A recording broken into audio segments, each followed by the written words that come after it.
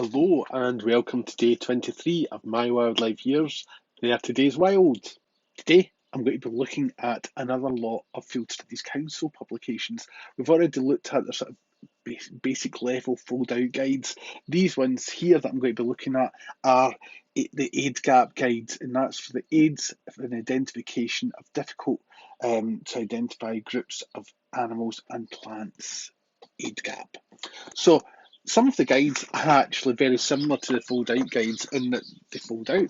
So this one here is on pseudoscorpions. It's got key on that side, pictures on that side. As it says, it's plants and animals and plants. So I've got the fern guide, which is quite a relatively thick book, and also some really interesting ones like broadleaf trees and shrubs in winter.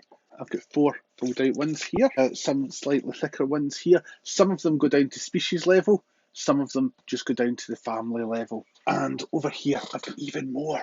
2 that I use quite a lot are land snails of the British Isles and also slugs of Britain and Ireland. The biggest one I've got is British Plant Galls. Really good book, really thick one. They range in price from a few pounds to sort of maybe mid double figures. The one I'm going to be looking at a bit more is this one here.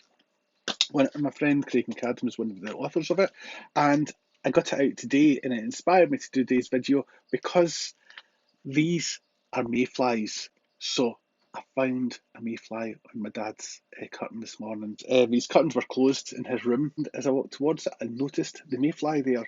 Don't know whether you know this about mayflies, but a sub-adult comes out the nymph, and then they fly about as a sub-adult, and then they come out again as a full-fledged adult, and that's what's happened here. You can actually see the exuvia of the sub-adult, and here's the adult.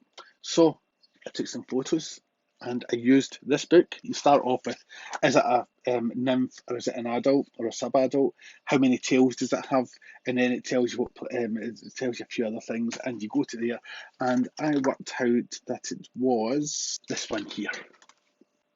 So its common name is a large green dun. I actually ran the identification by Craig just to check that I wasn't going to make myself look a bit of a fool in this video. They're really good books. They're, as I say, they're a bit higher than the basic Field Studies Council booklets, but they're really worth getting into. So that's day 23 of My Wildlife Years 30 Days Wild over and done with. See you tomorrow for day 24.